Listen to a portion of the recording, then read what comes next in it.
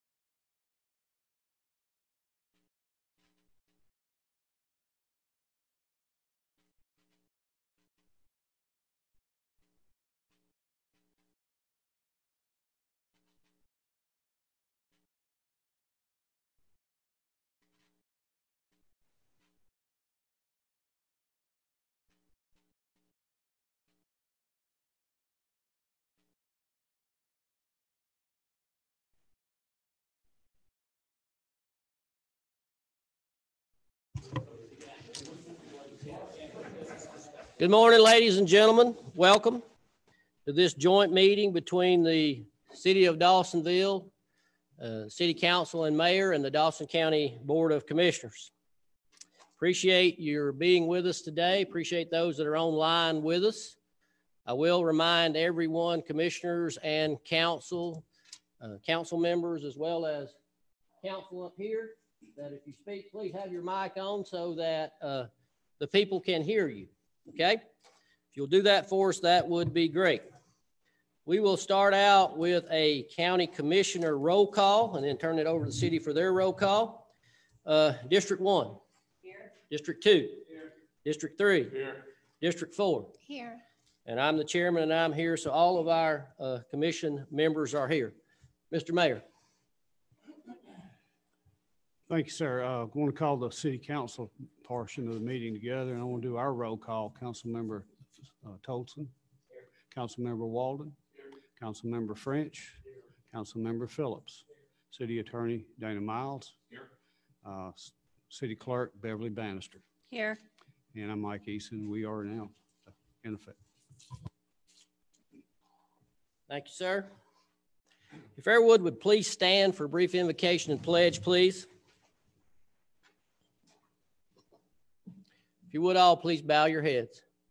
Our dear gracious Heavenly Father, we thank you for this opportunity to meet together and for the opportunity to do those things that for our citizens that are in their best interest. We ask for knowledge and wisdom, Lord, that we be able to accomplish that. And anything that we do, we'll give you in Christ's name. We do ask and pray.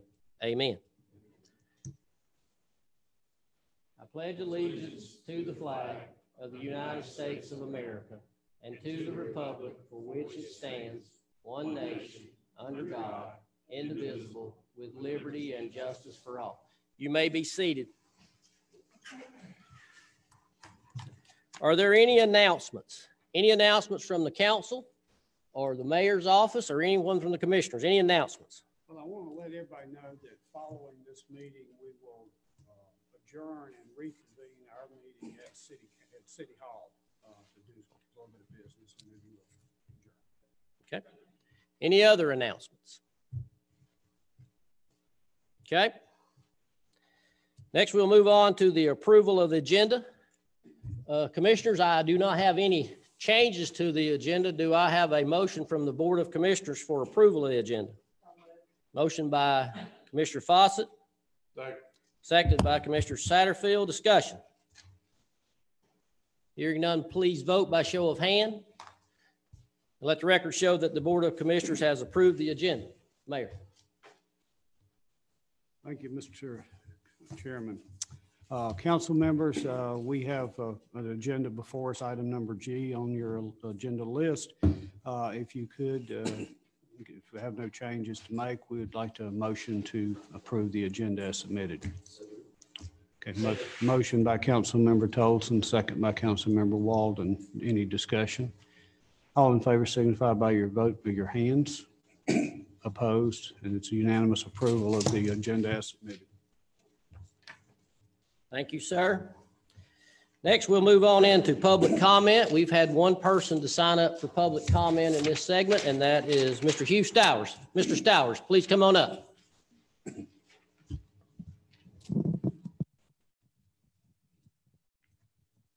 you, Mr. Chairman. Just a brief moment to this fine group of people. I'm one of these old guys. Appreciate what you're doing. I want to. Talk into the microphone. Oh, I finally made it, did I? You did. Oh, I messed up my back about 40 years ago and I done it again. So just bear with me a moment. And, this meeting is vitally important. I'd like to see more of the city and county to work together. But I want to point out to you that if there's some way that we had enough mental psychology to work to the citizens of this county to emphasize them that this sales tax has to be to keep down property taxes. It's mostly, I don't know, these people can tell you better figures than I am. I'm just a dumb old country boy. But the outside citizens pays most of that tab of business here in Dawson County. And I am not smart enough to understand why we don't do more of it. So I appreciate what you're doing, what you're trying to do, and I wish you good luck. And thank you. Step there, please. Thank you, sir, for those comments. And just for the public's knowledge, that is an 80-20 split that he was talking about. 80% comes from citizens that come here and buy goods and services and doesn't live in our fair community. So it is a excellent way to generate revenue without raising property tax. So just to provide that percentage that he mentioned. All right, we'll move on down to new business.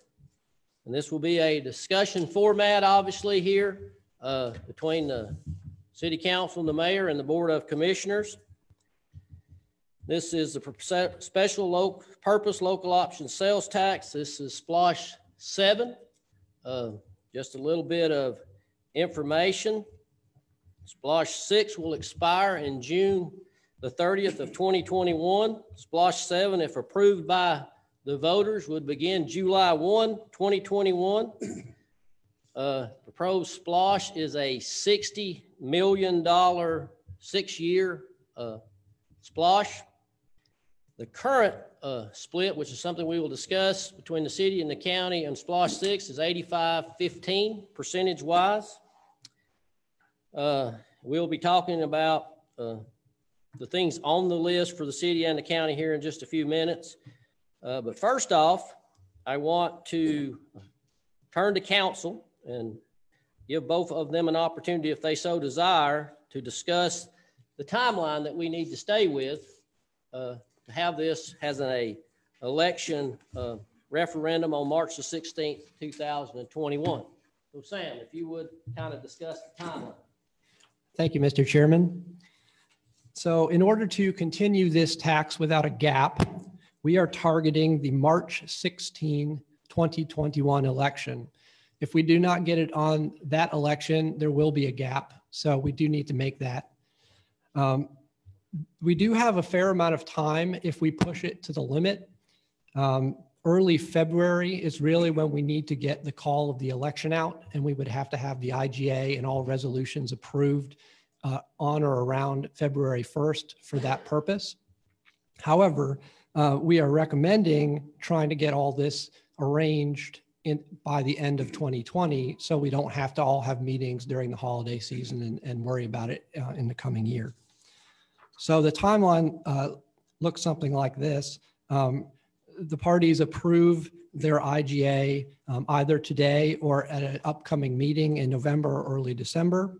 The county then approves a resolution authorizing the SPLOST in December.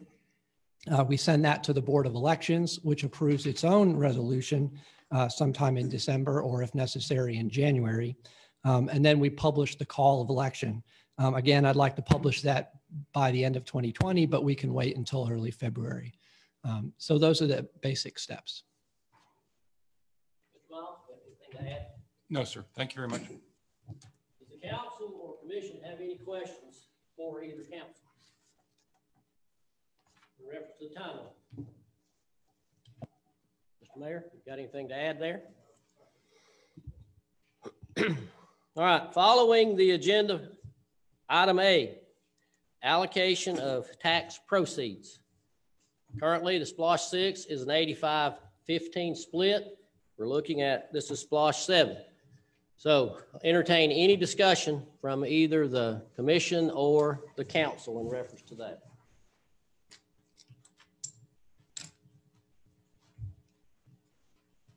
Mr. Mayor? Yes, sir.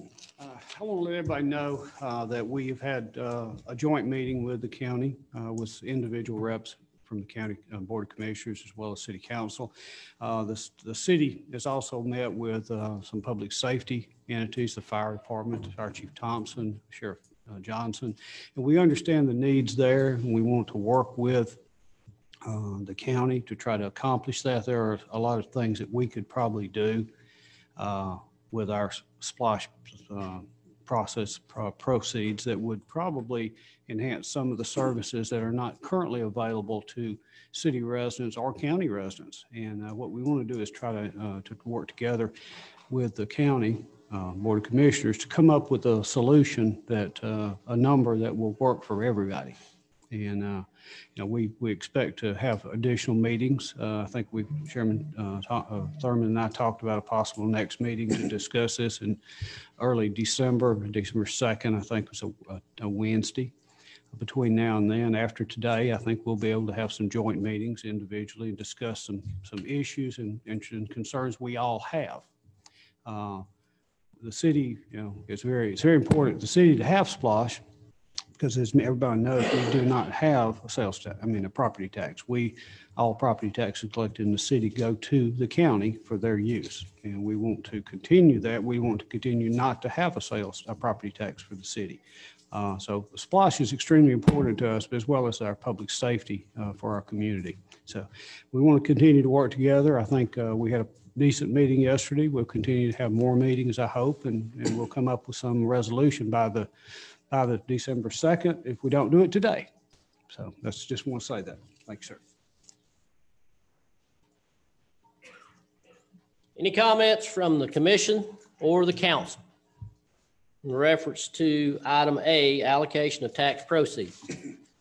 I will reiterate what the mayor said. We did meet yesterday, not as whole commissions and whole councils, so we'll make sure everybody understands that. It was within the legal limits of having a meeting outside of public. We are working through some of the differences that we have. You will see when you hear our list of proposed projects that we are, as a county, very heavily going toward public safety in this SPLOST 7 resolution that we hope the citizens will pass.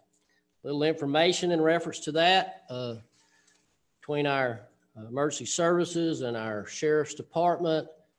The projects that we have on our list are approximately 40% of the list of projects that we have, as well as we have proposed a new public health building for our health department. They have a 70-year-old facility that is beyond outdated, and we're proposing some money for that.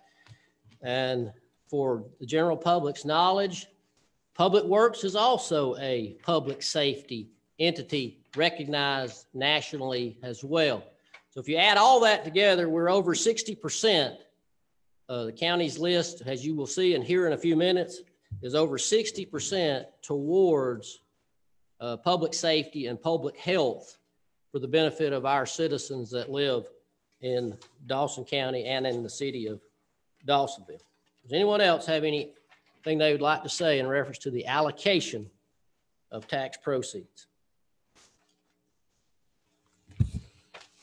Chairman, I'll just mention, you know, we had this meeting several months ago, and in that meeting, one of the items of discussion that I brought up was efficiencies and how can we work better together to be more efficient to serve the whole community, not just the footprint of the city, not just the footprint of the county, but how do we collectively work together? And out of that meeting, I had asked for participation in a joint efficiency study with Etowah Water in the city and the county, and we've made slow progress towards that. But I think we did have another meeting, and it sounds like, you know, there could be some participation in that across all three entities. And I think that's an important first step to show the citizens that we are working the most efficient we can together. And I just want to say thank y'all for taking those steps, and thank Etowah Water for taking those steps, because it is a big step to lay us out clean and say, what do our operations look like, and have a third party look at that and kind of dissect that and how we can be the most efficient together. Unfortunately, due to the timeline, I was hoping that we would be able to engage in that process before we have to go through this. But unfortunately, there were some delays and we weren't able to get to that point yet. But hopefully long term, you know, beyond this process, we'll be able to have that open dialogue with a third party that that helps us work through some of these things in ways that we can work in the most efficient manner for the citizens. So I just wanted to recap where this last meeting left off and kind of where we've come since then. Other comments from the council or the commission? Okay, Mr. Chairman. go ahead. I don't know if this is the right time to say it, but I just, on the new public health building, we're setting aside funds to build a new one. I would like for us to somewhere plug in money to renovate that building that is there now. I don't know how much it would cost to renovate the insides of it, to totally redo it, because that's a beautiful brick building. And that's just something I'd like for the board and the Something that we can find out going forward before we actually make our final. Right. It's in there. I'll speak to that. He'll speak to it. Okay, wonderful. I just Okay. I've been Good. looking, but I didn't see it. That's great. Thank you. Okay. Any other comments? Okay, we'll move on to B. Possible projects for the inclusion in the referendum. Mayor, I'll let you go first. Whoever you're going to have read your project list, you go right ahead. Our city manager, Mr. Bowles, will do that. Okay, trust everybody can hear me. I have a pretty loud voice. Maybe you want to come up here so you can speak into the microphone.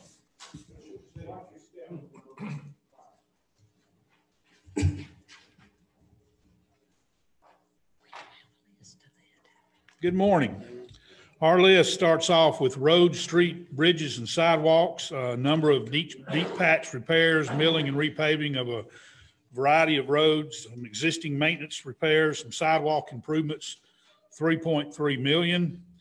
Land acquisition for various needs, water, sewer easements, intersection improvements, a variety of land acquisition needs, $800,000. Water sewer projects, upgrade wells, water lines, lift stations, and construct a tertiary wastewater plant, 3.5 million. Parks and recreation, phase 3 and 4 to Main Street Park, 1 million. Downtown revitalization, this would be some additional parking, some public restrooms, streetscapes, a number of improvements, 500,000. City facilities, that would be building maintenance and improvement of parking, 900,000. And I think I skipped public works facilities and equipment, 200,000, total of $10.2 million. Do you have a copy of that we can have? I think they have some over here. Yeah, if I can, that'd be cool. Yeah, I think we both massaged them. Y'all have a copy of ours? Can we get them a copy of ours? I'd like to add some comments to what our project list was. Our project list was developed and it reflects about a 17% of the total SPLOST collections based on $60 million. Since that time, we've had several meetings with our public safety entities, the fire and the law enforcement, the sheriff's office. And, we are committed to make some adjustments in those projects if we need to, if we can get this money to try to make it, try to make it work for everybody, because the projects that we see that are needed by the fire and sheriff not only help the citizens of the city of Dawsonville and provide services that are not currently available. For instance, a ladder truck is one of the things that I understand might be on y'all's project list. It's like I said, we hadn't seen it yet, but it's critical for our community, both the city and the county, to have a ladder truck, and we'd like to participate and share some of the SPLOST money that if we get this allocation to make that work. We can't pay for the whole thing, of course, but we did talk with the sheriff about some issues about some cars, and we are considering some discussion with him on possibly using some of our other funds, general revenue funds, to possibly fund a couple of law enforcement officers for the sheriff out of non-SPLOST money, so that we can make an effort to provide more security in our city, as well as enhance the law enforcement presence in the county. So those are kind of things we're looking at on our project. So I don't want you to hold these numbers as being the only thing we would consider, but they are critical. We'd have to adjust some to participate in some joint city-county projects. So just want to mention that. Thank you. Thank you, sir. Quick question on these. They're not listed in order of priority, I would guess. Do you have a priority schedule? Okay. Other questions or comment in reference to the city's proposed list? About the St. Farmers Market expansion. Are you talking about where it is now, or possibly another location? Yeah, we'd like to acquire the land on both sides at some point to make it a larger facility. We've only got, I think, 35 parking spaces up there, and we need more parking, and we need some more storage. At some point, it would be nice to have a cannery up there at some point also. That's some of the things we've been thinking about in that regard. That's why we want to expand it and have all that stuff there for our citizens of the city as well as the county. Other questions?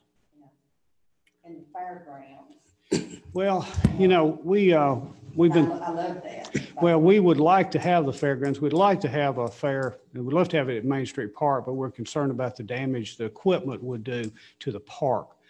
We've been talking with a fair company, one that runs the one in Cumming, about doing it back there, and we're gonna meet with them and see if we can do it there. But we've been approached by a number of people to try to find a fairgrounds that the city could acquire, and then make it something that we could have horse shows and fairs and all kinds of events at a fairgrounds somewhere in the city if we could.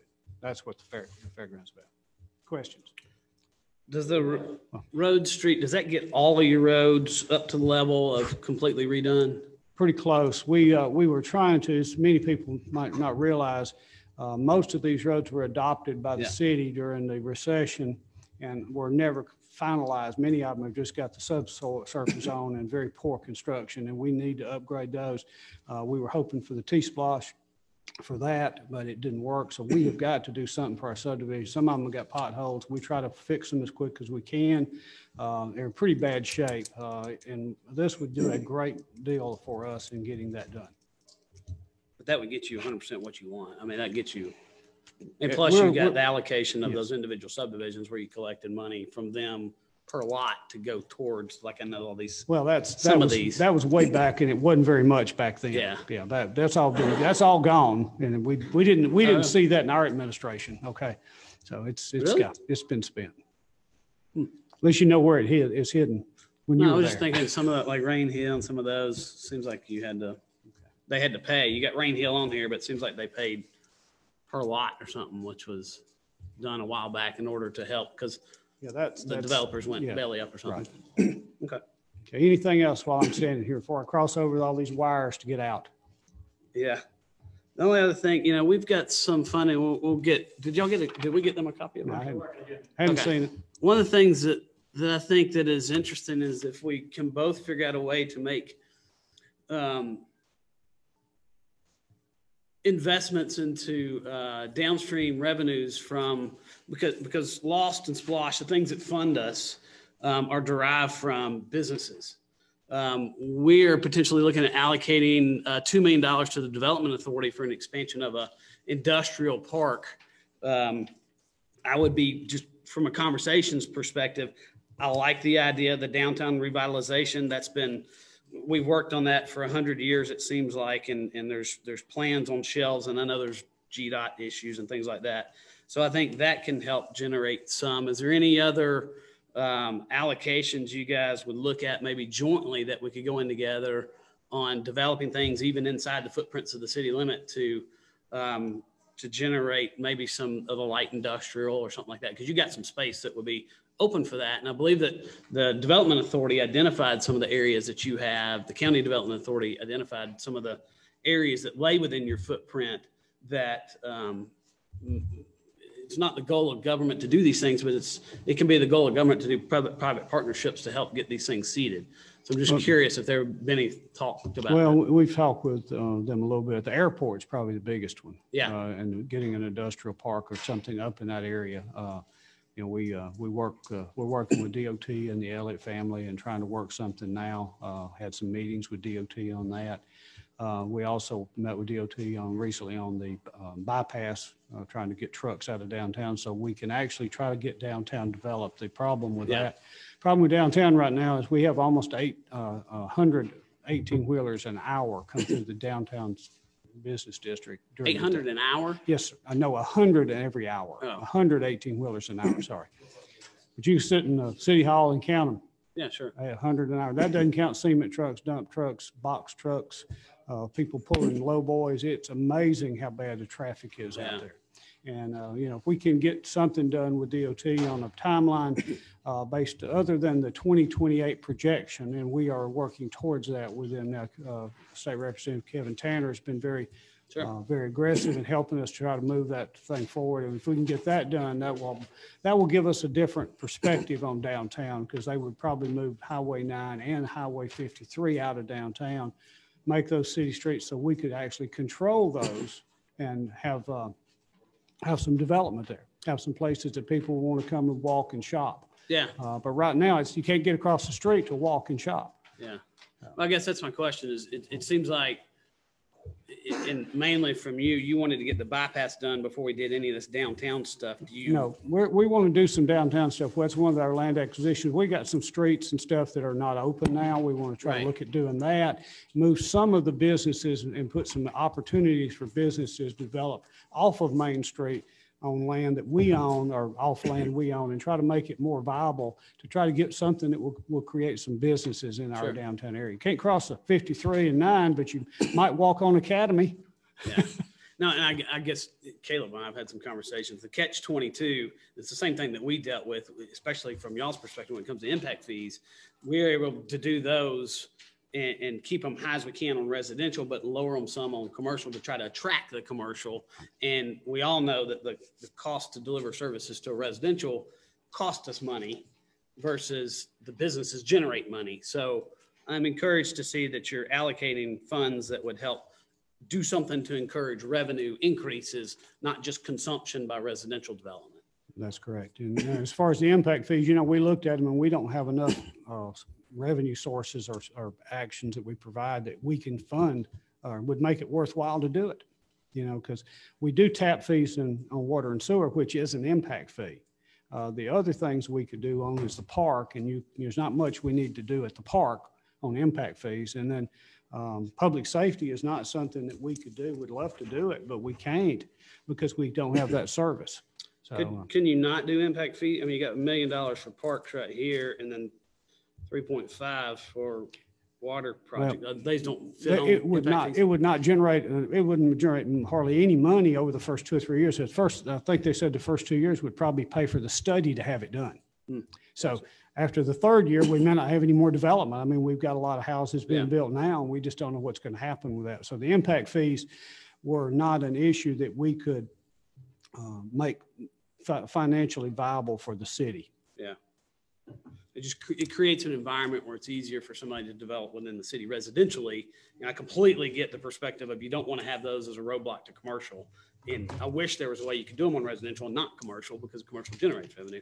And so I get that. It just creates a more enticing environment to build a residential inside the city versus in the county, where you do pay those things that goes towards services that, you know, we have to provide for everybody. So, I mean, that's a different conversation, but Anything else on the project list? Comments from council? Anybody got anything you want to say? Okay. Back to you, Mr. Chairman. Thank you, Mr. Mayor. Mr. Headley. Yes, sir. Chairman and council, I'll defer to our SPLOST coordinator, David McKee. This is the regarding the problems that he's more involved with.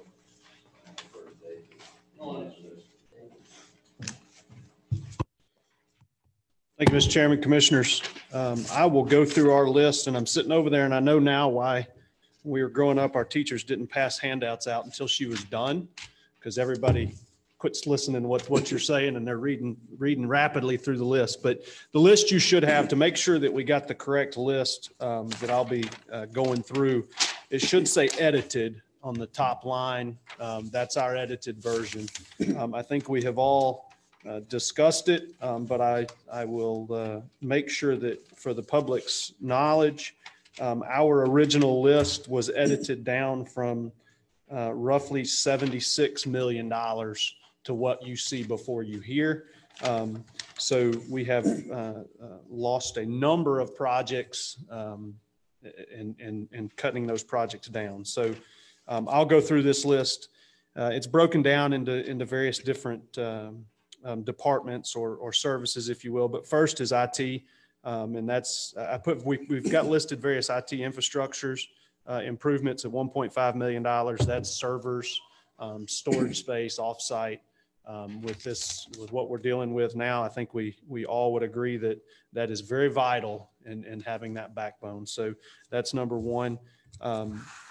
Commissioner Nix, you asked about the renovation. That next item there is administrative office renovation.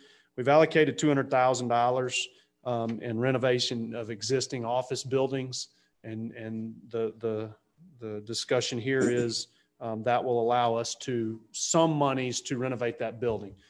As old as it is, we don't know exactly what that is, but that does allow some monies to renovate that building and use the structure for office space.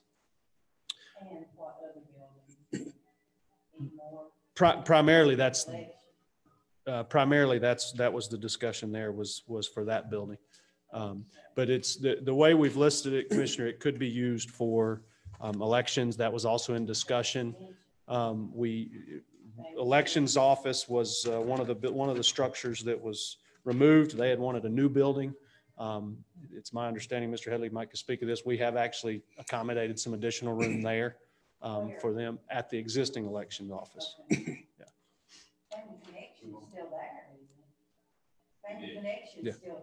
The original renovation was to leave them there and open that up. What we're looking at now is to be able to move facilities out from the kind of long building over to the old public works building, 53 West, and then move Family Connection out so that elections has the entire building. So some of the renovations that will take place at the old public works building there on 53 as well. Public safety vehicles and equipment, moving down. Fire engine replacement, that's $2.25 million. That's for a total of 3 fire engines to be replaced. Ambulance or med unit replacement, we're proposing a total of 5 med units to be replaced over the life of the SPLOST, and that's $2.3 million.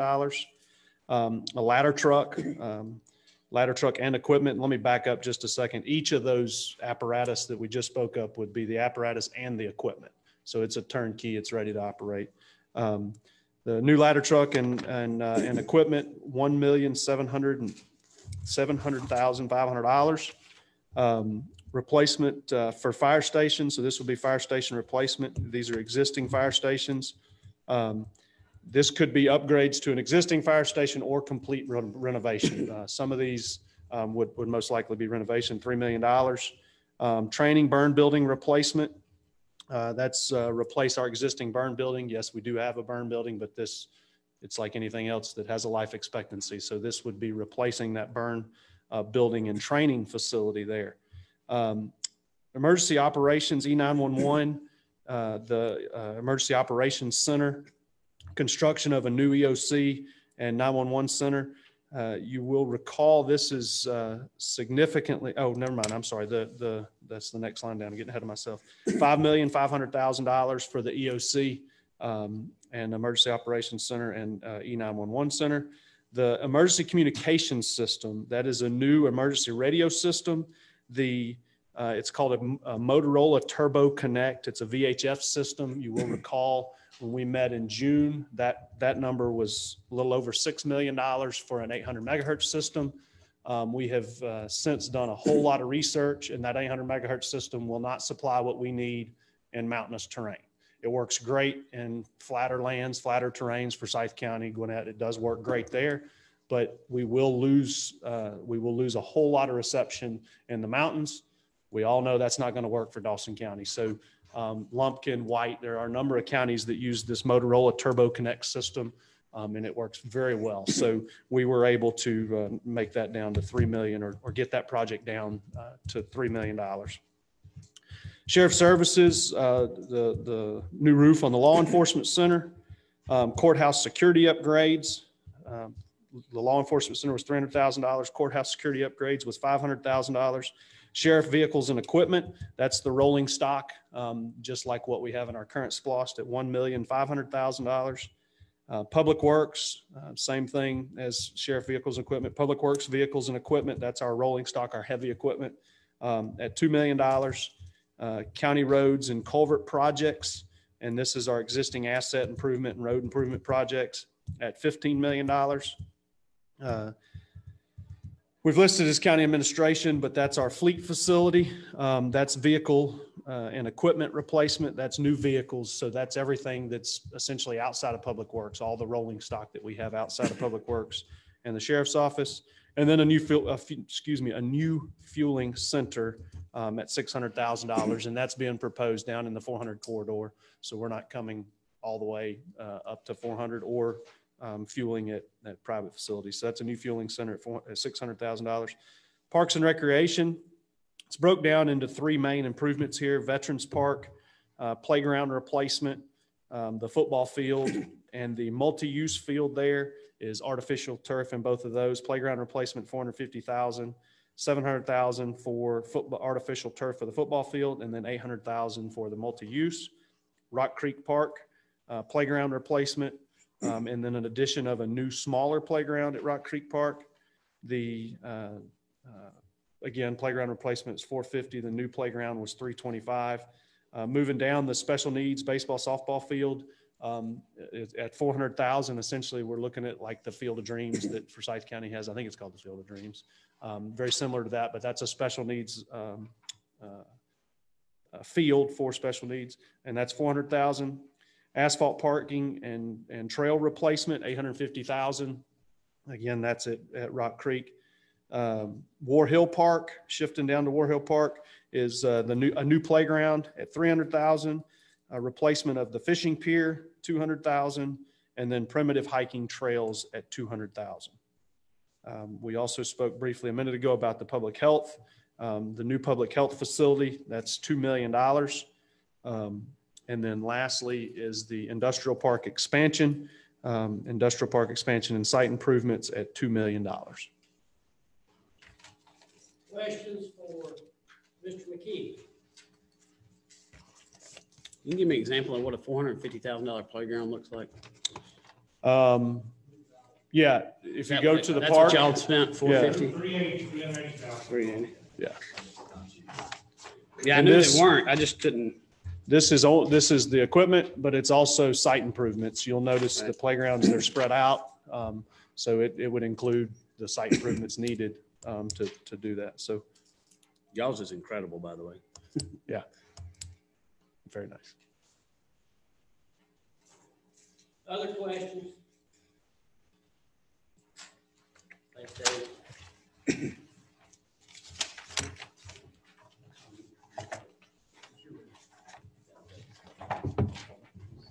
Make a couple comments. Just to add a little bit to what David talked about and what we're looking at as a commission. I know you mentioned replacing existing fire stations, and Chief Thompson is here as well. You know, we have 2 fire stations, Station 4 and Station 5, that are about as old as I am. They're not made for manpower to stay there. Actually, they're not even big enough for the new style of engine that we currently employ at stations 1, 2, 3, 6, 7, and the new station 8. So those are the 2 stations that we would be looking to do replacement, I would say, more than renovate, because they're so old that they couldn't really be renovated. Our goal, obviously, is to provide every citizen with the same level of service. And so that's the reason you see those on this list that would enhance that ability. We've worked very hard over the years to get our ISO rating down to a 3. We want to make sure that we can keep that, because that's a benefit to every citizen that lives in this county when they get their insurance bill. So we want to make sure that we can hold on to that ISO 3 rating. Did we go to a 1 inside the city? No. It's still a 3. 3. Okay. Now, also, if you look at replacement of fire engines, and Chief Thompson can address this if you need him to, he has one that's at least 35 years old, still in service, which means that it is way past its prime and time. And with the exception of the 2 that we bought recently, one to put at Station 2 to replace an old one there that we were having a lot of trouble with, and the one that we bought to put at the new fire station. Last time we bought a fire truck was in 2011. So they're getting age on those as well. For a very long time, and in every zoning hearing that we have, we hear about the ladder truck. And so that's on the list to provide that extra security for our citizens as well. Training building speaks for itself. You're only as good as you train. And so we want to make sure that our people are well trained when they receive that call. They know what to do and how to do it safely and properly. And he will tell you that a firefighter requires a minimum of 240 hours of training every year, not including the EMS part that they also have to do. So we want to make sure of that. The new Emergency Operations Center and EOC, this is a safety measure pretty much. We operate an EOC out of the 2nd floor of Station 1.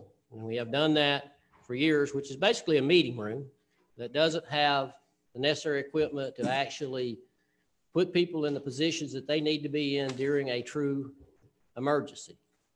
And being on the 2nd floor, you can understand that that's not safe. Tornado comes through, you're pretty much done. An EOC and a proper 911 center is primarily underground, where those people can operate what they need to do and do the things they need to do safely without worrying about the situation at hand. The radio system is critical as well. As you look at that right there, it is sad to say that the school buses have better radios than we do, but they do. And so that's a very critical thing to the safety of our staff as well as the safety of our citizens. The law enforcement center roof, obviously, when the roof goes bad, you got to replace it. There's just no way around it, and this is a good way to do that as well.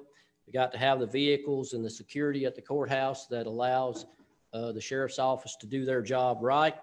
Public Works speaks for itself. We've got to maintain our roads and bridges and culverts, and so they speak for themselves. And then county administration, vehicle replacement. Our goal as a commission is to get most of these higher dollar items out of our general fund budget and into SPLOSH so that we can use the general fund budget for other things, the day-to-day operation of all of the departments that we have. And we're always looking to improve our park and rec system. We're very proud of them and the job that Matt and his staff have done, and we're looking forward to making these improvements for our citizens because we have lots of participation at the park. It's one of the things that our citizens love to do and go to and take their children, and so we're looking for that, and we want to make those improvements also at War Hill Park. As I've already stated, our health department's over 70 years old, very much outdated, needs to be replaced. And a whole lot of our citizens go to the health department for their health needs. And then working with the Development Authority to enhance our economic development, that will help us generate revenue, that will help us keep your property taxes low as well. Mayor, you had a comment?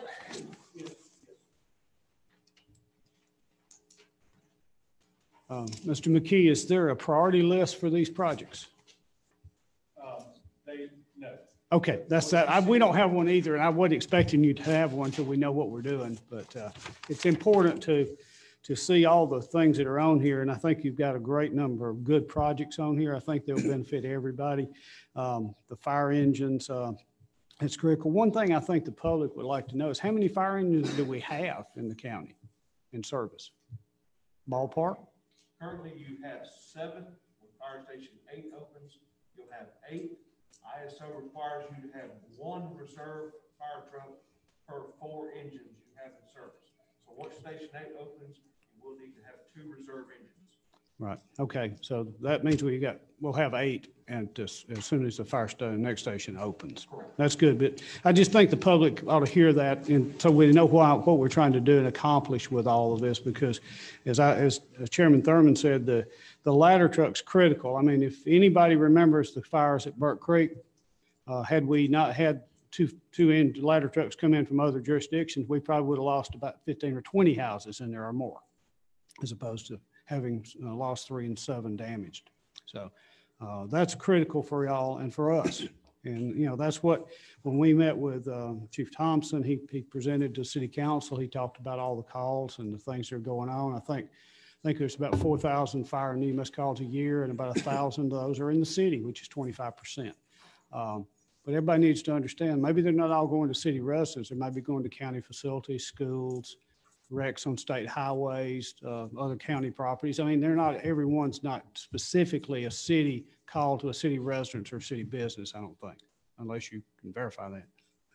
So they're in the city, and that's one of the problems we had with the sheriff when we're trying to find out how many calls for service. So we talk about when public safety and how much we impact it. They can't give us a number. You know, at least the fire department can, which is good. And that's why we are willing to work with them as soon as we get some kind of number firmed up to make a contribution to the public safety needs in our community. I think if you get playgrounds like we've got, people will be loving you. I mean, we can't keep people off of the playgrounds in our park, and it's amazing. I look at all of this stuff. It's all good stuff. Our projects are the same way. We're in very good. We're all trying to do something that's going to help all of our community with these programs. None of them are specific to, this part of the county or that part of the county. It's going to help everybody. So I just wanted to make that comment. Mr. McKee. Mr. Mayor, I do want to address the I'm afraid I'm going to fall. Mr. Mayor, I did just want to address the prioritized list that you have, and I misspoke. Is this $51 million list? The non-prioritized list is the list that we started out as a 76 million, just like I'm sure Bob did. We've been called a lot of different names when we're marking projects off, but what you see before you is just that. It's a prioritized list that we've narrowed down to that. I think too, just for everyone's general knowledge, when we talk about priority, it also depends on whether you wind up in your list listing level 1 projects or level 2 projects, or you do as we did in this last splosh, which was considered pay as you go. So those change some of the dynamics if you wind up with something like that on your list, which, you know, still to be discussed to determine the total outcome of that. But as citizens and board members and council members, you can see now the list and the need that's associated with this Splosh 7 referendum that's coming up. Come on. The only project, Mr. Chairman, that we have and council and commission that's listed on any of these lists as a level 1 that qualifies is the public health department building. Sam, I believe that's the only project listed that if we choose for it to be a level 1, it could be. Is that correct? I believe you can have an admin building as well. And I know that our revisions, modifications to the admin building are small, Right. but arguably that could also be. Explain level 1 and level 2 to me. Everybody else probably understands it, but I don't. Because I know you referenced that in an email, and I thought, what's level 1, what's level 2? So to begin with, the concept of level 1 and level 2 only really applies when you don't have an IGA. So assume for a moment that we will not have an IGA. There are certain county-wide projects that benefit every citizen in the county that can be funded first off the top.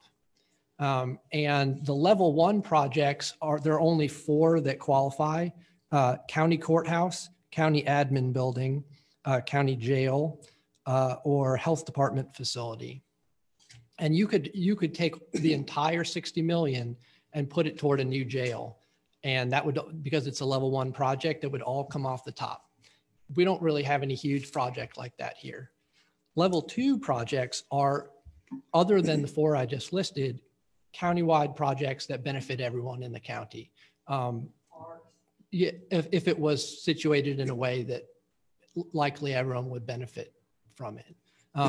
There's not been a lot of good analysis about where you draw the line, where something benefits everyone in the county. But I think there are several projects on here, perhaps law enforcement or well, does the city have a, yeah, then it would be law enforcement would be a good example. I'd venture to say the 911 emergency operation and the communication system would be an ideal project for that. That's a great one. That's a great one. So that you can take up to 20% off the top for level 2 projects. And then after you've done that, then you would divide it amongst the city and the county. But again, it's only if you don't have an IGA. Thank you, sir, for that analysis. It's an intergovernmental agreement between the city and the county. And we're working on that. Yep. I got a question for David McKee. We've got 28% allocated to public works, which includes county roads and culvert projects. Obviously, T-Splosh didn't pass, which was going to take a lot of that burden on. That 28%, how many road miles roughly does that get us? Got his calculator out. I'm going to give you a number. All roads aren't equal, obviously. Sure.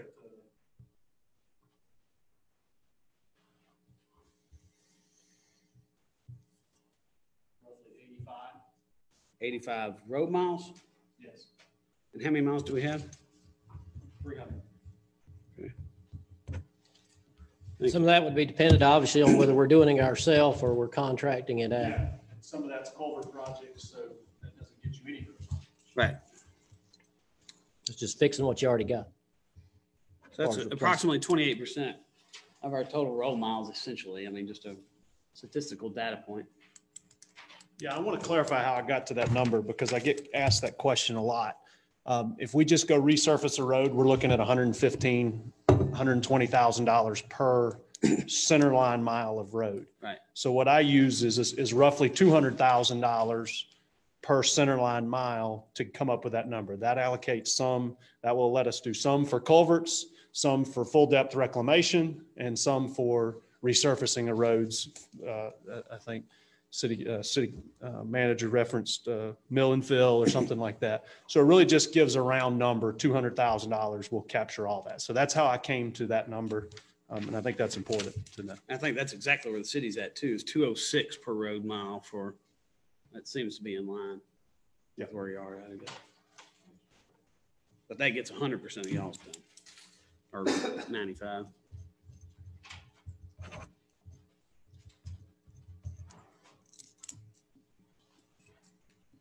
All right, any other questions, comments in reference to the possible project list to be included in the referendum, whether it be city project or county project at this time?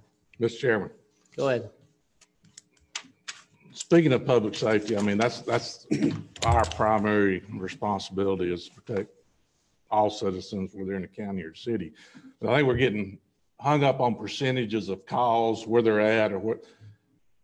Public safety is like the insurance policy that you got on your house or your car. And you hope you never use it, but you got to have it. If you're driving on the road, you got to have that policy. If you expect to replace your house if it gets burned down, blown down, you got to have it. So we're throwing out percentages of calls ran wherever they ran. We still got to have those people. We got to have those trucks. We got to have those deputies. We got to have those patrol cars. We got to have that 911 center. I mean, basically the last storm, they didn't have enough room to run the 911 center, much less people to put in it. So we got to look at what our priorities are. And if it's protect the citizens of this county, we can't go on percentages. We got to go on if we need it and when we need it. We ISO, and it's a given, as people move in, the calls are going to go up. That's a given. So we got to quit getting on the percentages and phases and either get in the business or get out. That's what we got to do. We got to look at, we're either going to protect the people or we're going to tell them to protect themselves. That's my comment. Well, I will say this is that we will protect the people because that's our number one obligation as a board of commissioners. So that is what we will do. And I'm sure that the city council would echo that along with the mayor, that the safety and security of our citizens is the reason that you're sitting in the chair that you're sitting in today. So we will, and that's the reason you see such a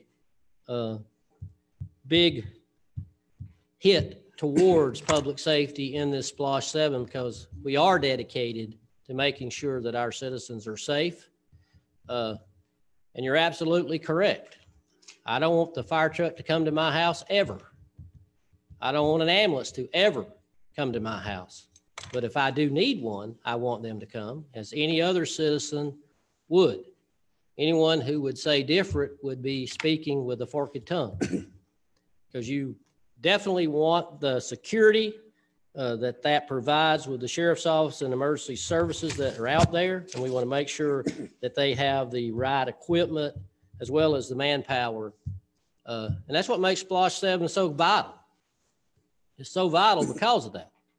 Because when you look at the dollar amounts that are associated with this and you try to figure out how you do that in the general fund budget, it's almost an impossibility without some form of major property tax increase. And we don't want a property tax increase. Nobody wants a property tax increase. We have obligations as council people as well as commissioners to protect our citizens, and that's what we have to do. And so we provide the opportunity, and that's what this is, an opportunity for our citizens to see what SPLOST 7 will do for them. It's not doing just for us. This is what it'll do for all of the citizens in this entire county, whether you live in the city or whether you live as far out as you could possibly get in the county. This is a benefit for you as well as us. We're all part of the county. We're all part of the citizenship of Dawson County and the city of Dawsonville. So it's our obligation to take care of our citizens that are here, as well as anyone who visits us. That's also our obligation. But the great thing about SPLOST is those that visit us are paying 8 cents out of every 10 to help this happen. So, you know, that's the great thing about it. We've we've been blessed over the years with such a great splosh percentage that's paid by citizens that come here and shop and buy goods. You can speak to any commissioner or councilman probably in any other city or county that touches us, and we are the envy of those places based on the fact that our percentage is so high from people that come and buy goods and services here. So we will meet our obligation of protecting our citizens. That's what we got elected to do. And I have no doubt that this Board of Commissioners will do that, and have no doubt that this mayor and this city council will do the same. Go ahead.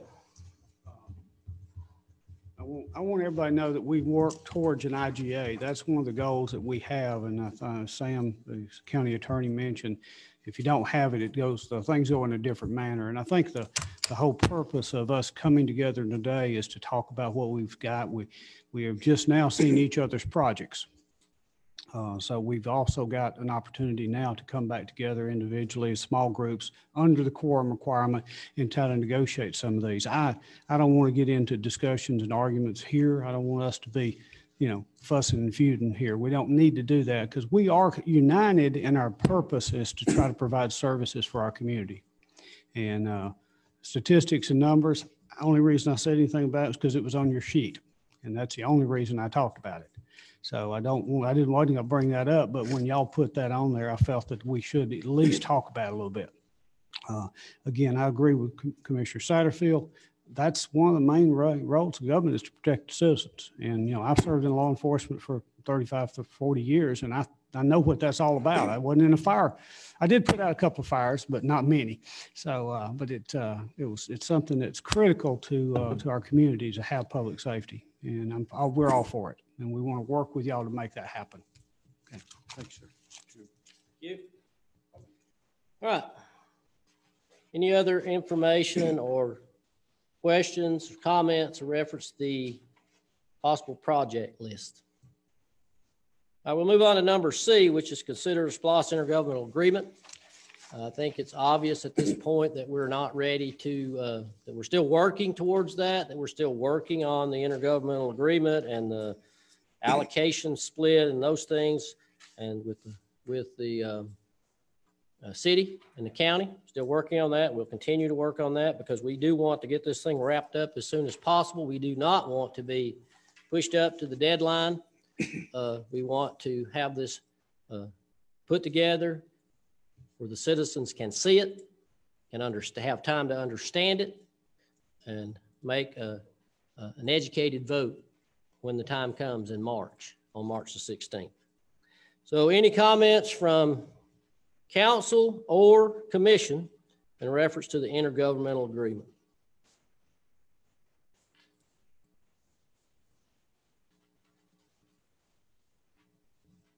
Okay. That gets us to the end of this joint meeting. So on behalf of the Board of Commissioners, I want to thank everyone for your attendance. Those that are here with us today and those that are watching us live, we want to thank you for your participation. We do want to hear from you. Your comments, concerns that you may have, please feel free to provide us with those, whether it's in the city or whether you're out in the county, or either way. We will ship them back and forth to the proper person to make sure you get some form of get the answer. All right, so with that being said, reference to the Board of Commissioners, I will adjourn the meeting portion that is associated with the Board of Commissioners and turn over to the City Council to adjourn the city. The mayor adjourn the city. Thank you, sir. We need a motion to, I guess, stop the meeting and reconvene it at City Hall for. Okay. I have a motion by Councilmember Phillips, and a second by Councilmember Tolson to adjourn this joint meeting and reconvene our city meeting in 15 minutes at City Hall. Any discussion? All in favor signify by your vote. A unanimous approval of that. All right, we are adjourned. Thank you, Mr. Chairman. Thank you. Thanks, everyone, for your attendance.